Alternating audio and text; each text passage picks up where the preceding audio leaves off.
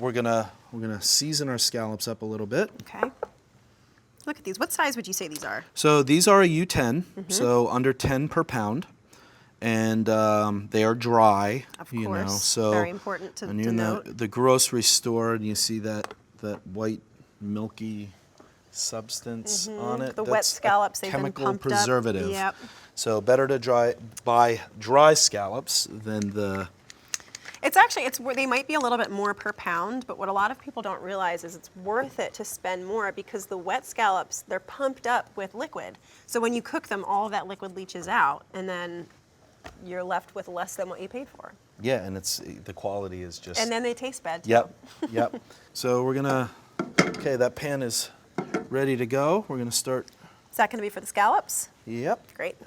What do you think is the key to getting a perfectly seared scallop, in your chef opinion? The perfectly seared scallop, hot pan. Hot pan. That's And it. don't move them around. Okay. Just let them alone. Let them alone. People Let 'em want to be. like shake it and move it around with their. Just Don't leave touch it it. alone. Just leave them cook. It's easier than people think it is. They move around enough in the ocean, right? Not in the pan. And these will cook up pretty quickly. I mean, they're Yep, big. they're going to be like a minute and a half to 2 minutes on each side. All right, so you keep And them a what we're little gonna- under in the center. Slightly under, yep. That's the way to do it. I really think they're the best when you're not cooking them to death. All right, so the scallops are looking. We're still at the point we're going to leave them go, right? They're Yep. starting to turn. They're starting to turn light brown on the outside, so we're not going to touch them. We're just going to leave them cook. All right, perfect.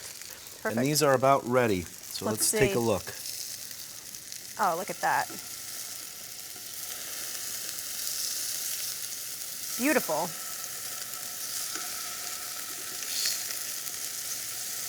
All those natural sugars in there. So at this point, all we're going to do is I'm actually going to shut the saute pan off. All right. So And let we're them going to just carry let over. those, yep, they're going to Great. carry over. You really didn't use much oil in that pan at all. No, not at all.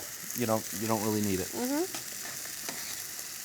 Is it important to use nonstick? So it's not. Okay.